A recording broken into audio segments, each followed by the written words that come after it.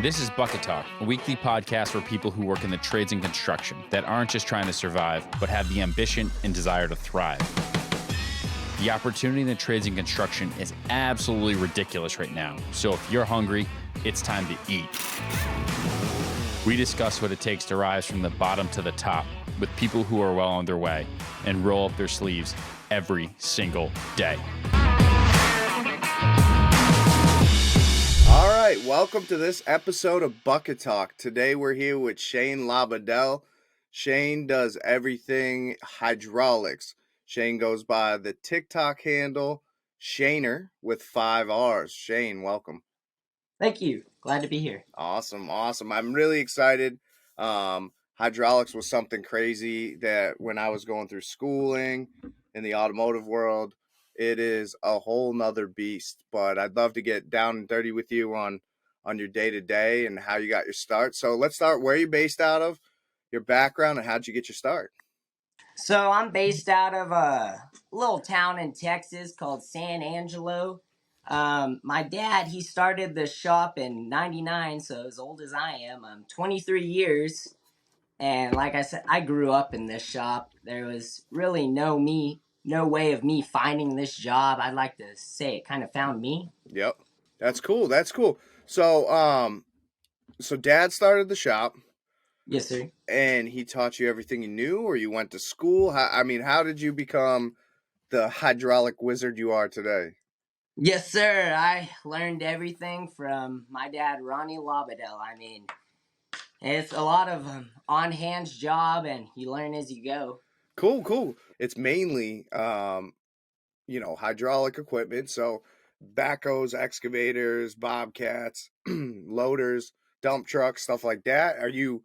Do you service them in-house, or you go out to the field and deal with it? Because like I've seen your TikTok is unbelievable. You're out there crawling all over these, and trust me, it's a dirty job, but you can explain more on your day-to-day there. Oh, yes, sir. So, most of it's in-house. We do service calls depending on how much help we have at the shop. Yep. And we'll fix. If hydraulic oil touches it, we'll do our best to fix it. I just got done fixing a barber chair. Really? Yeah, an old-timey one. It had the built-in ashtrays and everything. So obviously, when anybody who's been to a barber, you pump that little foot pedal up. That's hydraulics, right? Yeah.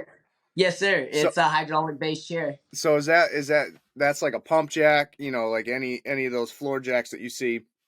What'd you do there? Was it seals? Was it piston? Yeah, it was just a couple.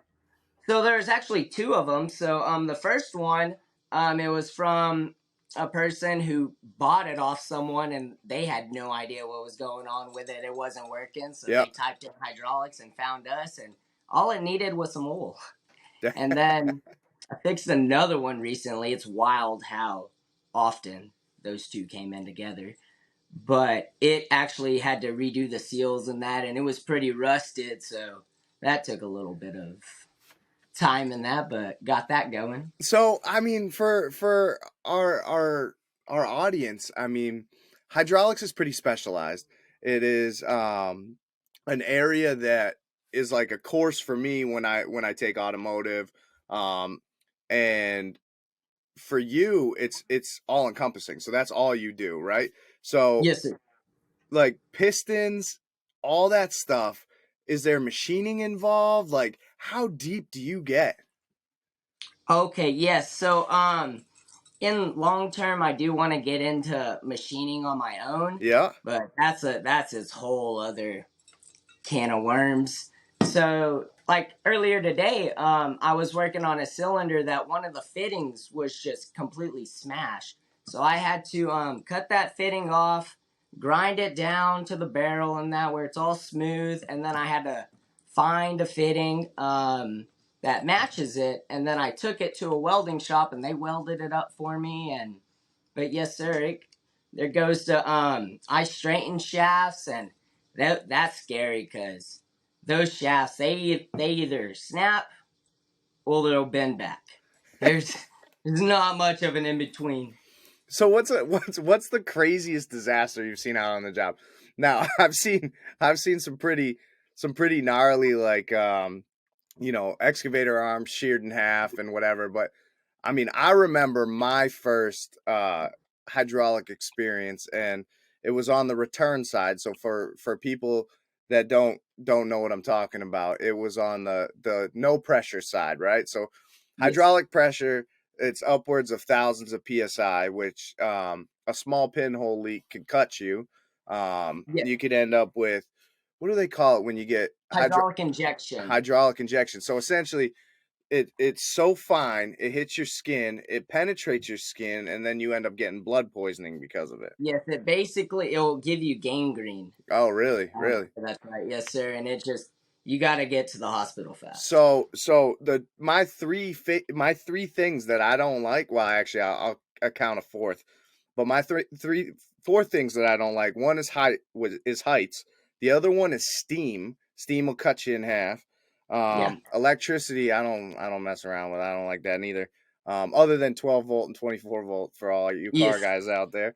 And then hydraulics. I mean, it's scary. It's not a forgiving job if you don't do it right. No, So sir. anyway, low pressure side.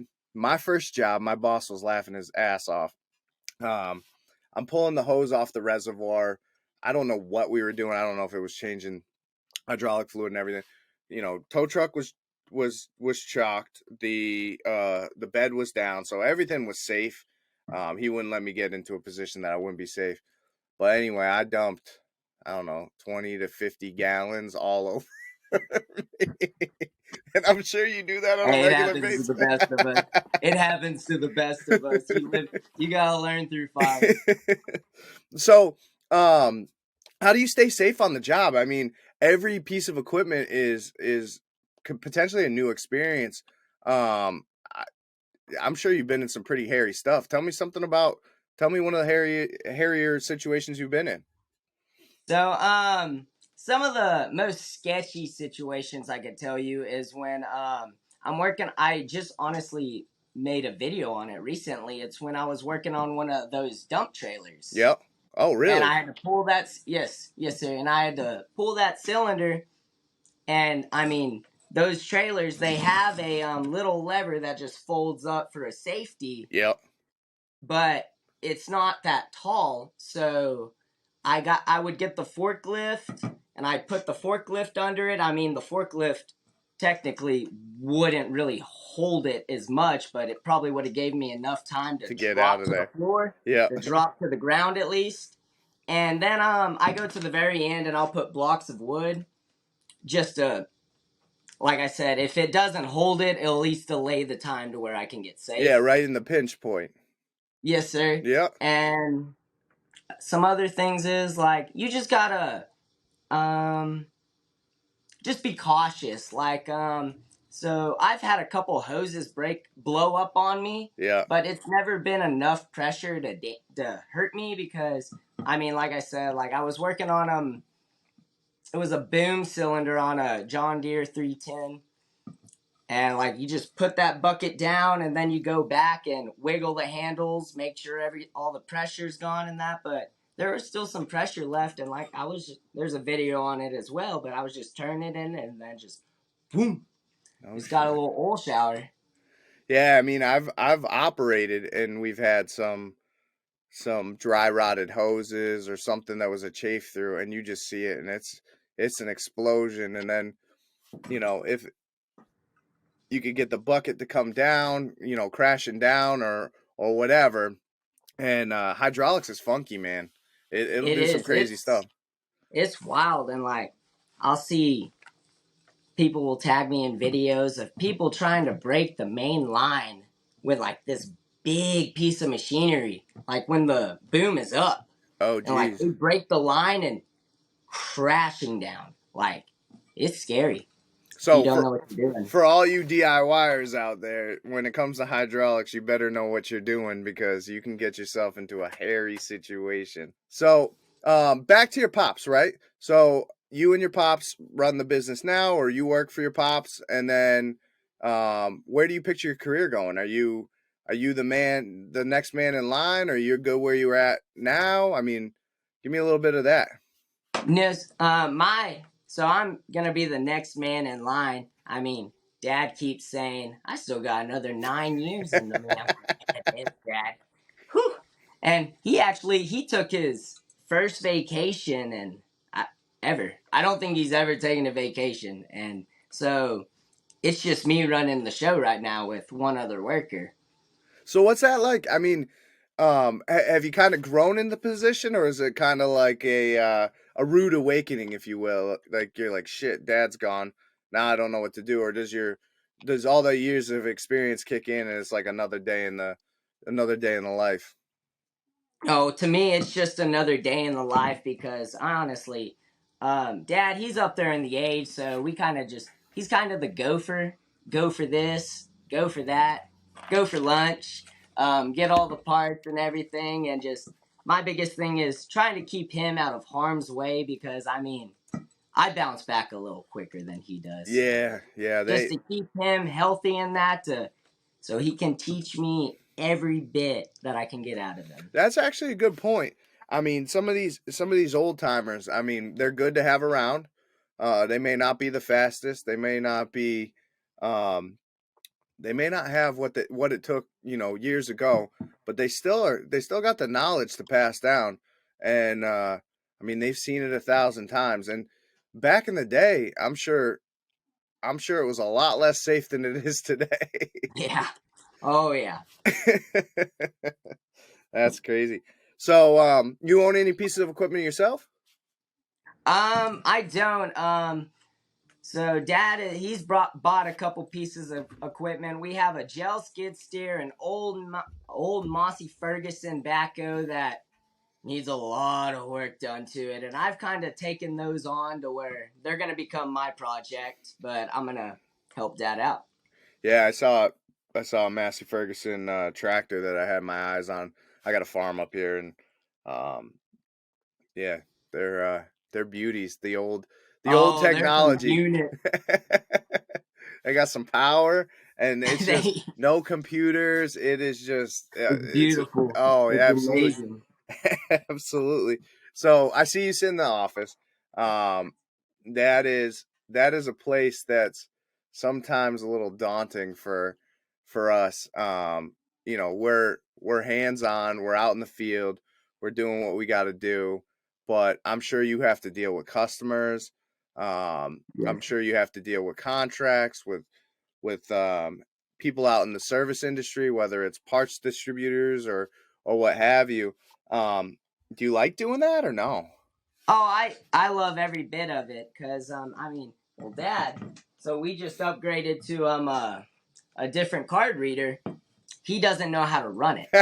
So there's some days to where, like, if I was sick in that, Dad would have to FaceTime me to Yeah. figure it out, and I'd have to just walk him along the process to get it running.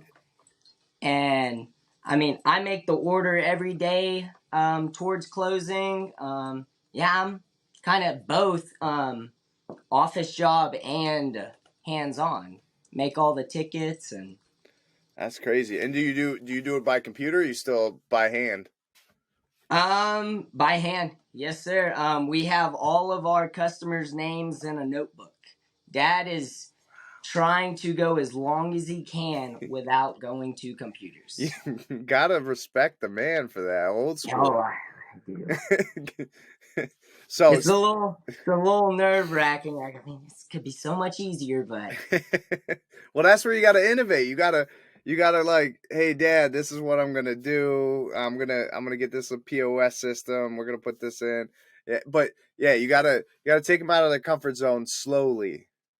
exactly, and that's fine because shoot, I was never a big computer guy, so I kind of got to learn how to use that software and stuff like that. So it's going well. So let's go back to young Shane. So Shane, you obviously went to high school.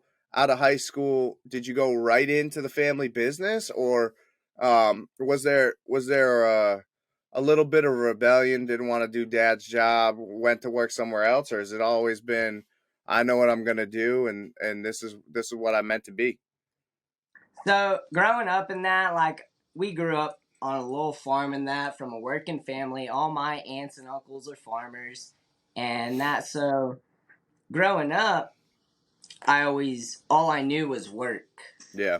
Just from helping them in that, and then coming here at the shop when I can. But I was too young to be on the payroll, or like it's kind of dangerous. So I started off just working for family, helping run a module builder, or one of my cousins who has a pig farm. And I also worked on a vineyard for a while, but I always knew it was going to be the shop. Whoa. I got two questions for you. One, I got pigs. So, what kind of pigs were you guys working with? Oh goodness. So I never really got into all the names and that. Yeah, yeah. I just scraped the floors and power washed and did all the jobs that no one wanted to. Hey, I mean that's where you start. That's where you earn your bones. That's pretty cool. But dude, a vineyard? What were you doing up there? So I got that job. My mom actually got me that job when I was 15, just out of high school and that. So it was my current doctor now.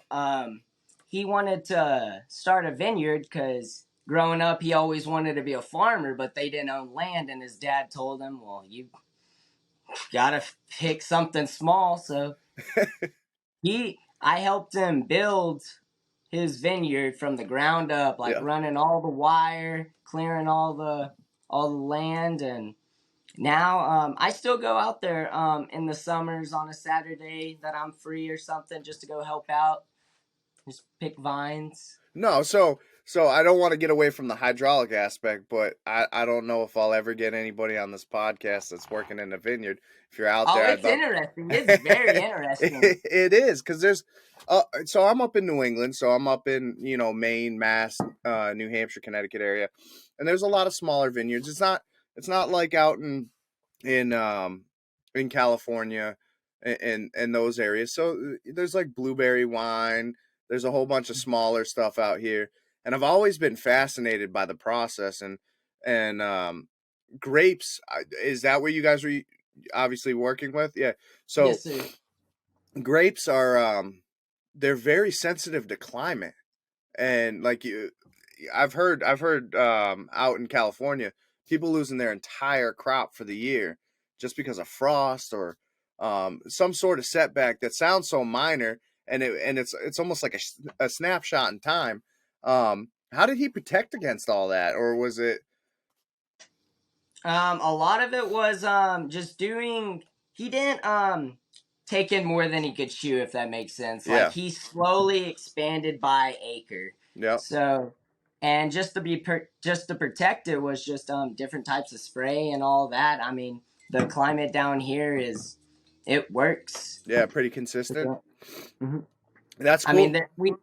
yes, sir. There was more off years than others, but I mean, it was never too bad. So you ever get up there and mash the grapes with your bare feet? Oh, I wish, but he had machines already. Wanted to do it like the Indians used to. any like hydraulic operated equipment? Yeah. He's like, hey Shane, I need you to come up here. Yeah, well, now the funny thing was, like, he didn't know that I came from a hydraulic mechanic shop. Yeah, So he was having troubles on his tractor and that, and then I started learning a little more, and I kind of gave him the knowledge, or like fixed some stuff for him, and it was all good. that's cool. I mean, up here it's kind of helping your neighbor. I mean, we have a nice community of Exactly. people that help me on my farm, and if I don't have the answer, somebody I know here has the answer, or at least is going to put me in enough of a situation that it's either going to get really dangerous or it's Yeah. it's going to work out. And no, so being able to help your neighbor, I think that's super cool. And sounds like you had a diverse background. So after the vineyard, what was next? Just really schooling in that, and then right when I got done with school, so I remember I started full time June 1st of 2019, and I think that was a Monday, and I think it was like we graduated that previous Thursday. So I went straight on. That's it. That's it. I know Yes, what I'm sir. doing. I'm going to make that money. All right. So working with family, sometimes it can get a little tricky. Are you and your father? You guys work well together? Yes. We don't butt heads that often. I'm more of a bite my tongue and listen to him just 'cause respect your elders. But yeah, we don't butt heads that often, and when we do, it's never a grudge or anything. It's short term, and we just said what needs to be said and then keep going. Yeah. So when it comes to employees, like clearly we won't talk about the current employees because they're the best, right? But They're the they are the best. But how does one like not being from this industry, not being from a family who created this job? How do you get into it? Where are you pulling from for help? shoot. So that's always been one of our biggest difficulties is finding good help, Yeah. because I mean most of our help has just been cousins that need a job for a little bit, or just some random guy who walked up and asked for a job, and we teach him a little bit. And I mean it's hard to find a good hydraulic mechanic Yeah. that we can keep. Yeah. No, I mean, and that was kind of one of the things I had a hard time with was finding help in the automotive industry, and I think it's kind of trades wide, but yeah, I mean, if you got a good steady job, good pay, clearly you offer competitive wages, so Mm-hmm. that's something that'll help you from being an employer, getting people involved in that trade. Do you ever go down to the trade schools or? No, sir. So, originally I wanted to go to um, it was TSTC down in Sweetwater, Waco, Texas, Yep. but I couldn't find a strict hydraulic program. Mm-hmm. It was always just like learn diesel, and then there's a hydraulic class. Mm-hmm. So adding on to that, going back to a subject before, finding hydraulics in that's the hard thing. There's not a lot of hydraulic mechanics out there, or like not as many, if that makes sense. Yeah, I mean, I once again going back to that, going through Universal Technical Institute, I think hydraulics for me out of a 2-year program was 3 weeks long, and it Mm-hmm. was, I mean, it was pretty intense. The schematics, all the drawings that you got to work through, um, they were pretty interesting. I had a good background from the military, which is a little bit more in depth than that.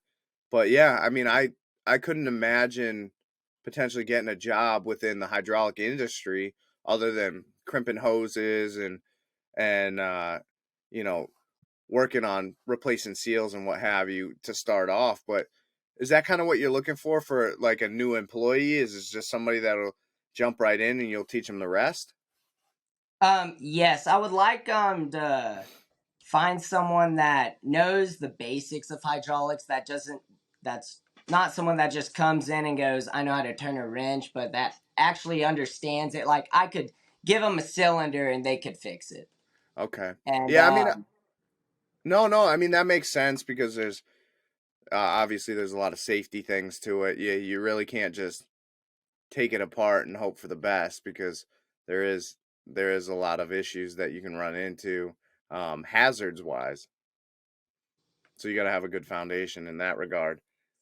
Sweet. So we've gone through a couple of dangerous scenarios. Dump trailers are not yeah, as they simple as they seem. They can still bite you. I mean, and actually that brings up a good point because I think there's a lot of people out there that have dump trailers that are willing to mess around with something smaller, even like a small Kubota or what hmm have you. They're just as dangerous as a big old cat those big loader. jobs.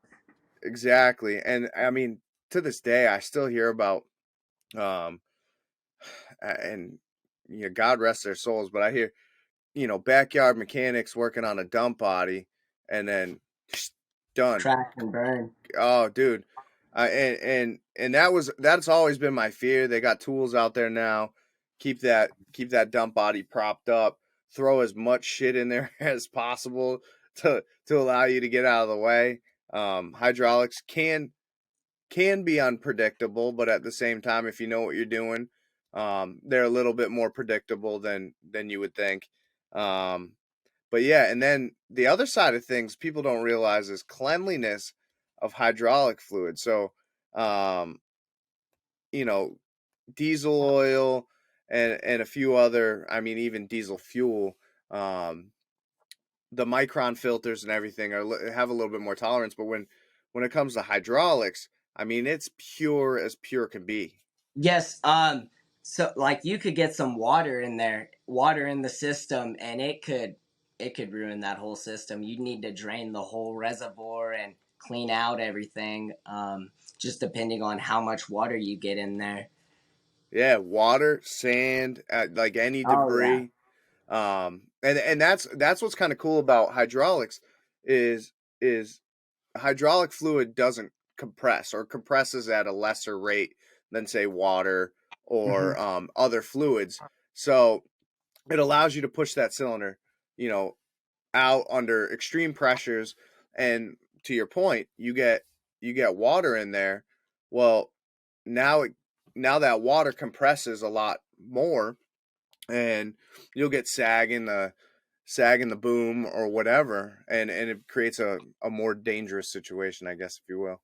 Yeah, and like you can tell how people treat their equipment by the cylinders they bring in, because you can break it down and it looks like a frappuccino coming out of the cylinder, like just watered down oil. Like Yeah, yeah, yeah. And then if anybody's seen a hydraulic cylinder, it is shiny. It comes out and it is shiny. Any yes, pitting, that's how any it should be. rust, any burrs, that'll ruin that seal, and you will have a failure real quick. So just because it's shiny doesn't mean that it can take. I mean, that we used to weld on all them pieces of equipment, and you Okay. damn sure better make sure that cylinder is covered.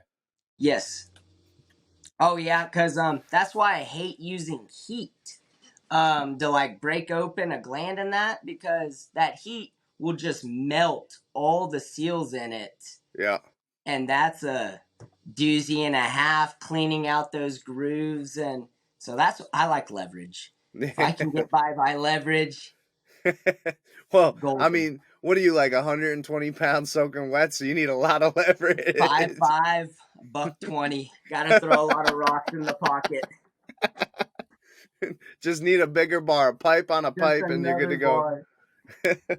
Awesome, awesome. So Shane, outside of all this, how do you get down? How do you unload on the off time? What do you do? Um, kind of bouncing around. I like to go work out. Running is very therapeutical to me, or just going to the gym. And also I just shoot, if there's a pool table, drinking a couple beers and just shooting pool with some buddies. Nine Those are ball my or eight two ball? favorite ways.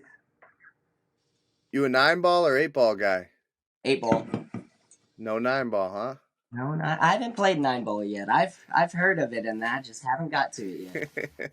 It's a fun game. I actually enjoy it, but yeah. And then when I was over in Ireland, I got to play snooker, which all the balls are the same, pretty much the same color. That Okay. I still don't understand the game, but it's another pool style game. But running, that's interesting. You do half marathons, full marathons, or you just run unwind?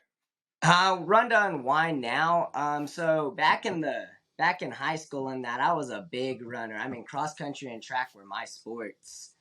Um, Cross country was my main sport. I mean, I'd be in the summertime, I'd be running 20 miles a day, just because I found that's what I'm good at, and I just enjoy it. Fuck, 20 miles a day.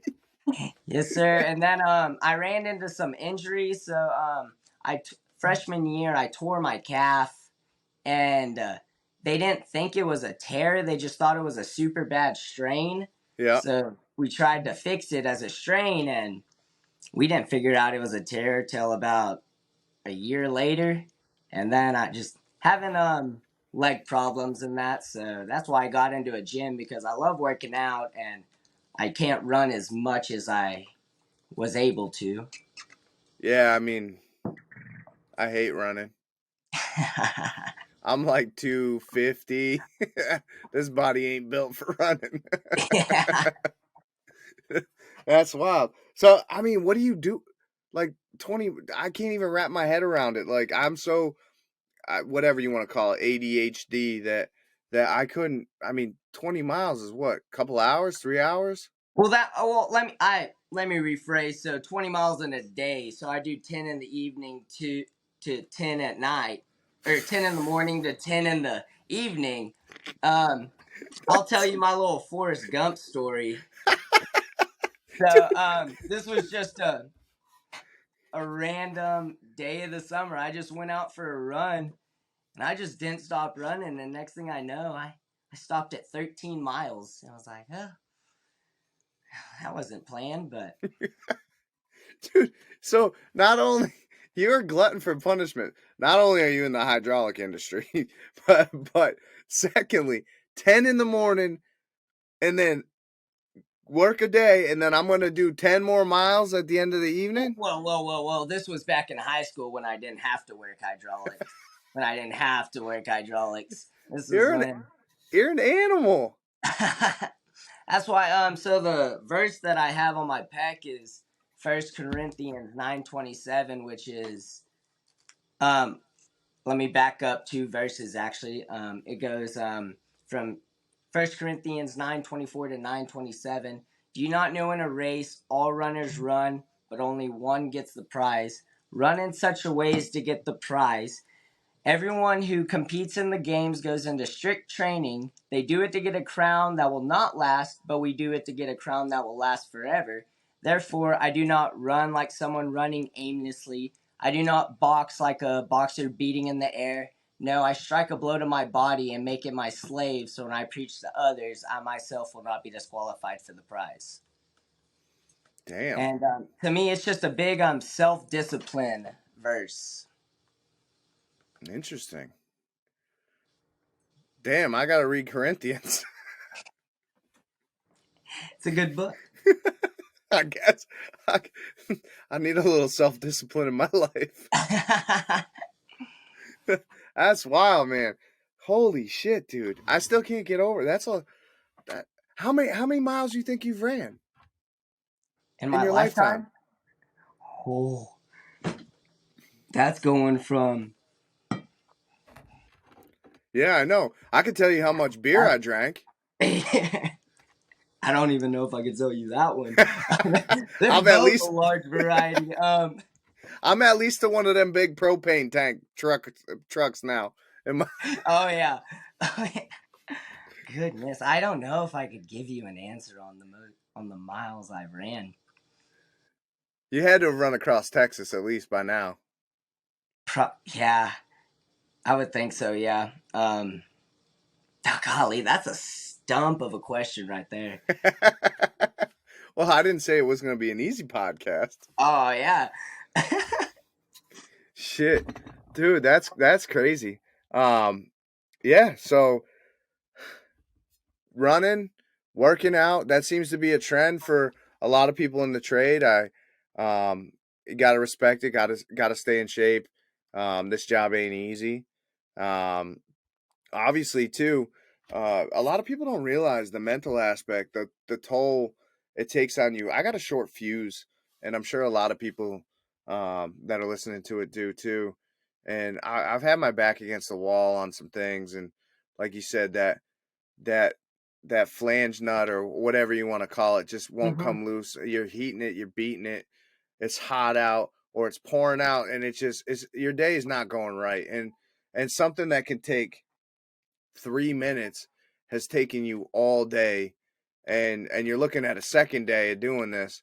And I mean, there's having that mental toughness is having that, being able to have that mental mindset is key in this job. I mean, because how many people you seen just go fuck it and walk off the job?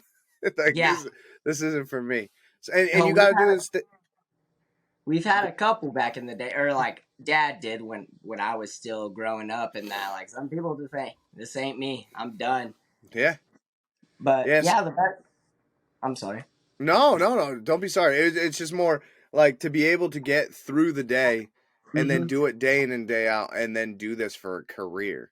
Yeah. To maintain that positive mindset.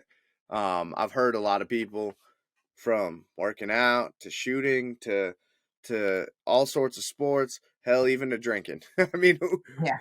just keeping that mindset and keeping that mental sharpness, and yeah, it's not an easy job. Yeah. Well, to me, it's just like I enjoy this. Like to me, it's another day in paradise. I mean, it's it's better to think angry than act angry because I mean, shoot, you blow up in that like you're not working at your 100%. Like Mhm. if you just got take a step back, take a deep breath, just go back into it. Just I like to stay as calm as I can, even if I'm heated on the inside. I'm doing my best to not Uh, blow up. that's a good point for some of these young boys and girls that are coming up in the trades. Is I agree. Taking a deep breath, walking away from it, coming back, clearing your head, because it ain't gonna get better being angry. And Exactly, because I mean, I'll just start raging up on a job. We have plenty of work. I'll go work on something else for a little bit, and then I'll come back to tackle that situation. hell yeah. So what is, and it can be past or present. What's the number one? And I think we touched on it. What's the number one tool that you rely on day in and day out? Now it could be when you were first starting off. Anybody getting into the hydraulic industry trade. I mean, for me, it was like a torch. It was my toolbox. But for you, what is the number one go to for you? A tool that I can't live without would be Big Bertha, my 60-inch pipe wrench.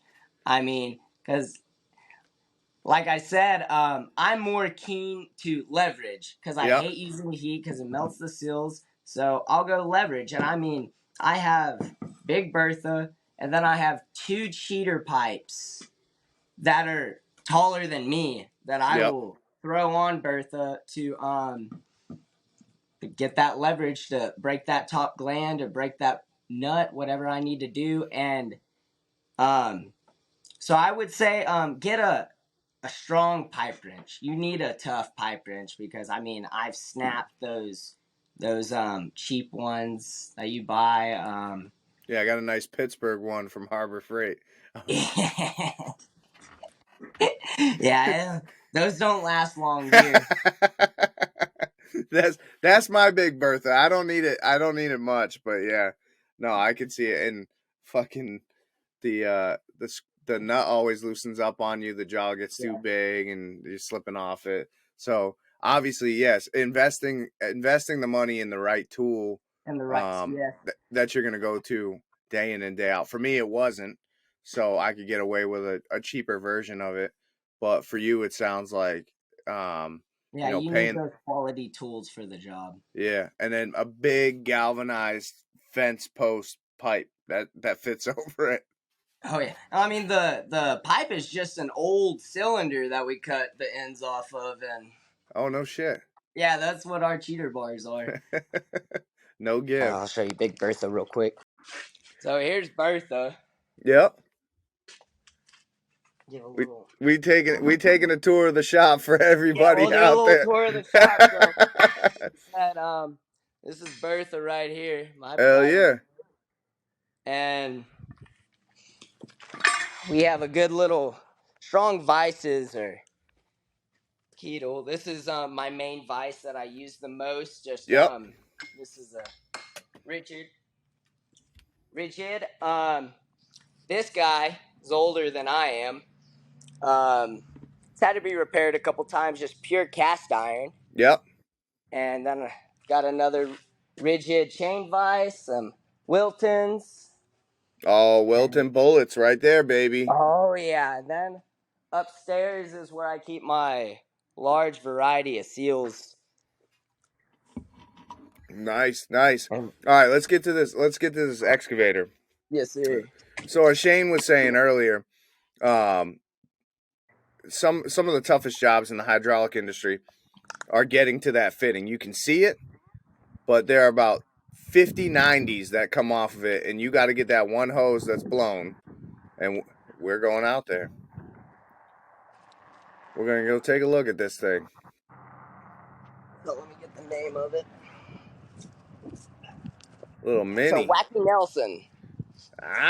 Little whacker. And so I don't know if you can see, but this is the hose that I have to get off. Yep. And if you follow it, it goes all the way in there, which is up there. And so I need to get this thing higher so I can get it off, or so I can get enough room to get under it and actually grab that hose. Yeah, so we were talking about this. It ain't starting. So Yes. it's either going to be a starter, it's going to be a safety switch, it's going to be a dead battery. Clearly, Shane, you have gone through And like some of the troubleshooting. There's the fuse block. There's the fuse block right there, and I don't know if there was where the flashlight is. I don't know if there was one right there. A relay? Yeah, that looks like a relay. What does that relay say? That one says K51 and a lot of letters. So we're definitely gonna have to talk offline about this one. Yeah. Because usually they come with a cover and they'll give you a little bit of identification on it. And for people out there, I mean, this is the toughest part, is really just finding out where wires go, what switches do what. Every piece of equipment is different, and this is just to get to do the job that's broken. This isn't even, his job isn't even to start the excavator. It's really just to repair that hose. And I run across them all the time. You disconnect the battery to make it safe, and all of a sudden the aftermarket alarm won't work. I mean, it is just sometimes headbanging. But walk us through the shop a little bit more. How many bays you got? Oh, it's just so there's the front door. Nice drive through. I like it. Back door going to the yard, and then just over here.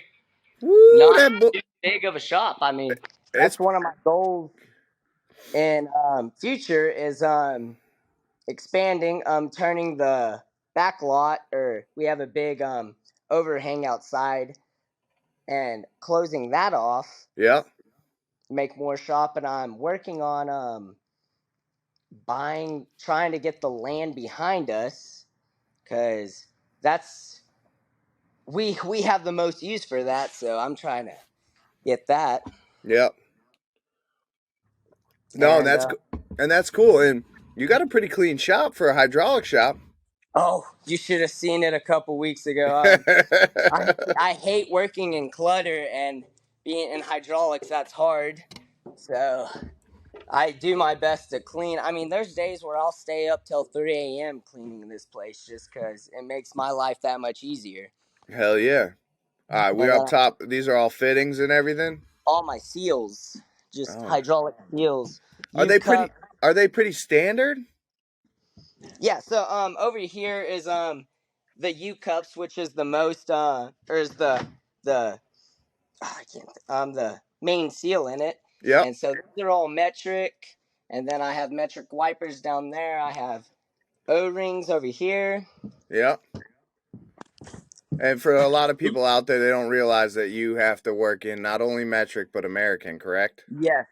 See, I do more American than I do standard, honestly. Really? Yeah. And so these are all my standard seals. Yeah. Right here, over here. This is my wall of pistons. And Crazy.